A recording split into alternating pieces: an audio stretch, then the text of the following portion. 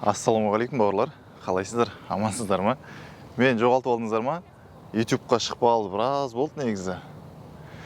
Өзім іздеп келмесем іздейтін түрлеріңіз жоқ қой, Кеп қалдық ал. Әзіл ғой достар. Негізі YouTube-қа қайтадан сіздердің арқыларыңызға оралдым. Көптеген бауырларым қайта жазып братан шықсайшы қайдасың, көрінбей кеттің ғой. Америка туралы видеоларын шығарсайшы деп шығарып алып, міне келдік. Сіздерге рахмет, көп рахмет. В общем, қайтадан YouTube-ке оралдық достар. Ақырында видео түсіріп бастаймыз.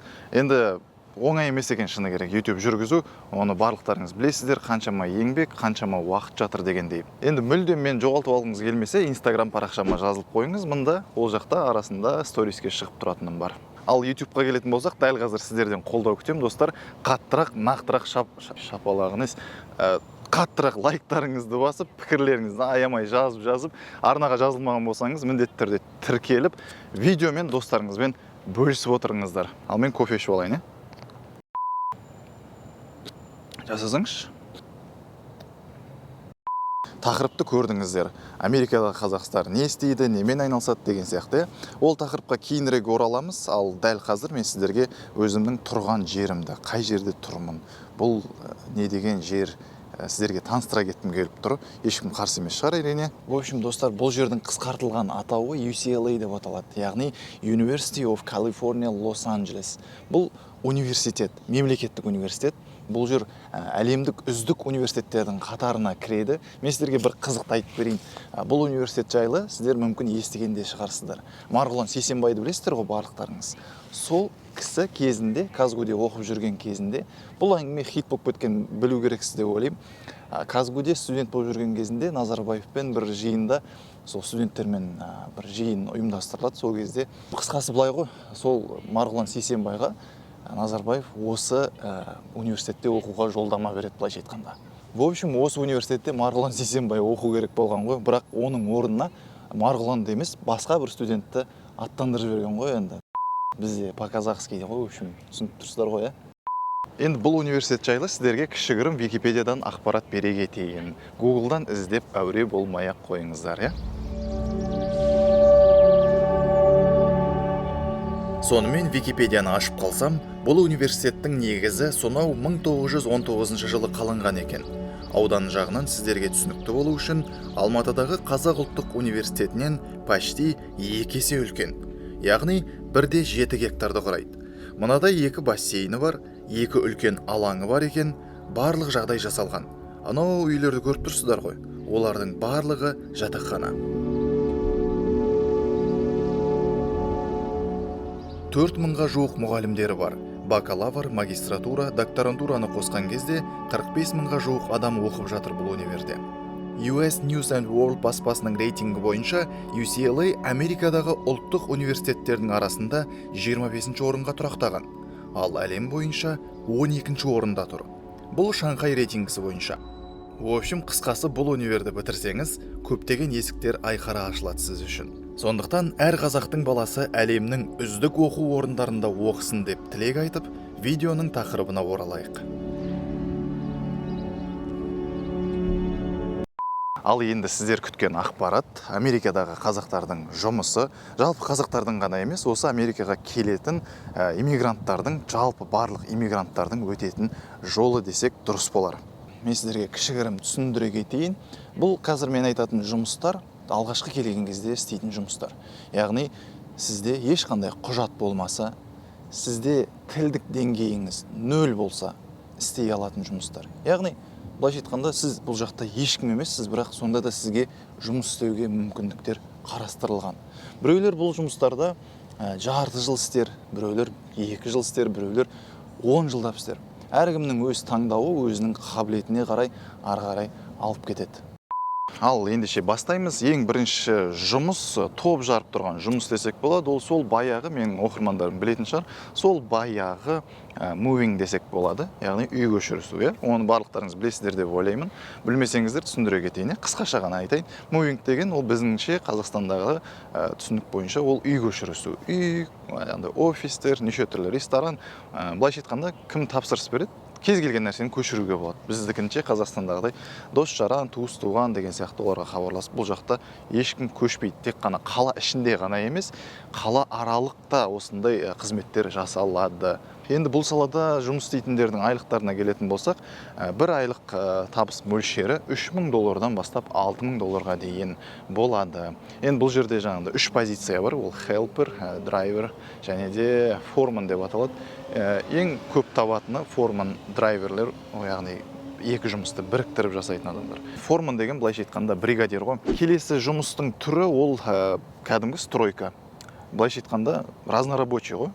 Енді ол жақта айлық табыс мөлшері $3500-дан $6000 дейін жетуі мүмкін. Ал әйелдер болса, көбі клинингке барады. Кафе, ресторан, үй, офис, барлық жерде клининг керек. Енді ол жақта айлық табыс шамамен сол $3000-дан басталып, $4000-5000 айналасында табады. Және де сервисмен деген жұмыстар бар. Бұл жерде бірақ сізге тілдік деңгей керек болады. Кем дегенде өзіңіздің жұмысыңызға қатысты заттарды ағылшын тілінде білу керексіз. Және де бұл мамандыққа қатысты, нақтыланған мамандыққа қатысты өзіңіз бір шеберлігіңізді шыңдау керексіз, арнайы курстар алып. Бұл жерде жұмыс барысы қалай іске асады?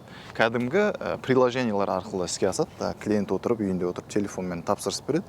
Сіз барасыз да барып жұмысыңызды атқарасыз деген нәрсе ғой.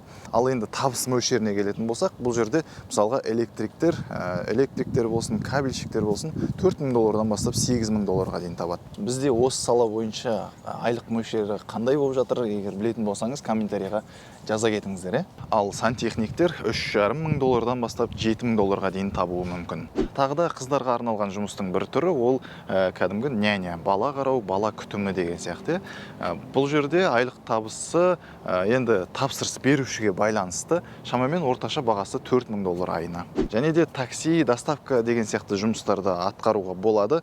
Бірақ ол жақта сізге кемінде бұл жаққа келгеннен кейін әр штатта өзінің ерекшеліктері болады. Мысалға Калифорнияда сіз бірден ондай жұмыс жасай алмайсыз. Кемінде 1 жыл сіздің тәжірибеңіз болу керек. Яғни осы жақтың правасымен жүргізу керексіз. Ол жақта айлық табыс мөлшері $4000-дан $6000-ның арасында болады.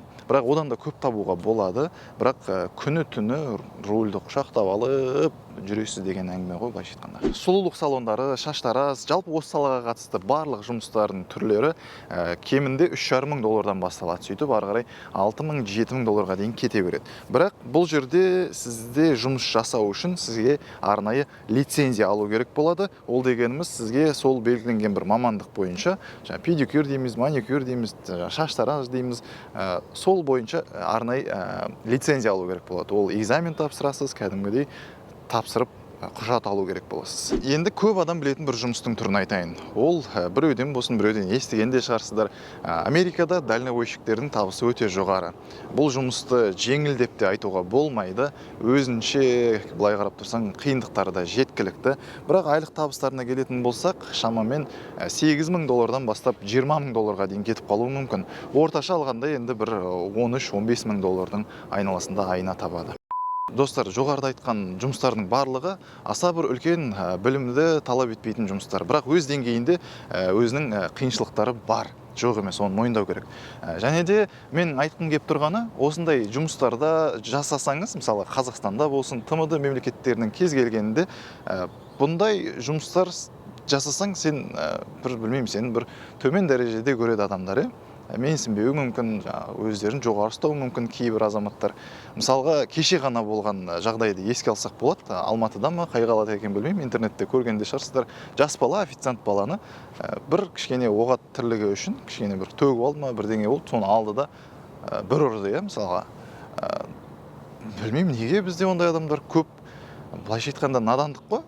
Енді кейін соңынан кешірім сұрапты. Енді сұрағанда дәлірек айтқанда оны сұратты, қинап тұрып. Айтайын дегенім мынау.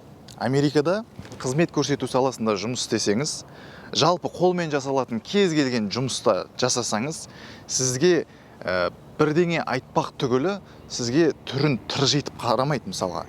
Тіпті өзіңіздің қызметіңізді өте төмен дәрежеде істегеннің өзінде сізге келіп барынша сыпайы түрде өзінің наразылығын білдіреді.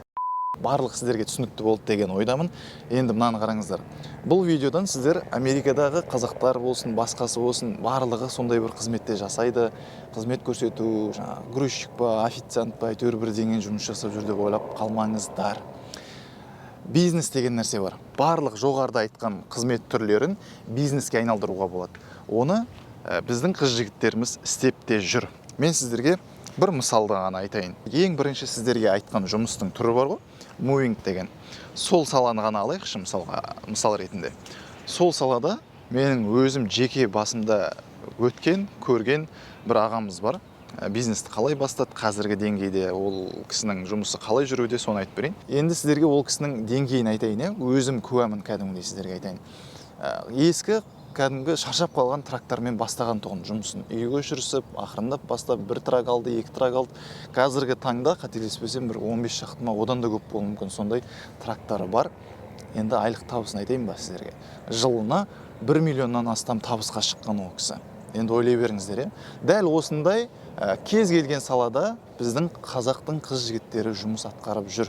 Ол жаңағы мен айтқан, жоғарыда айтқан жұмыстардың барлығы ол алғашқы келген кезде аяққа тұрып, кішкене осы жақта өмір сүріп кетуге деген сияқты жұмыстар ғой. Тек қана Лос-Анджелестің өзінде қазақтардың 30-40-қа жуық компаниялар бар мувинг саласында.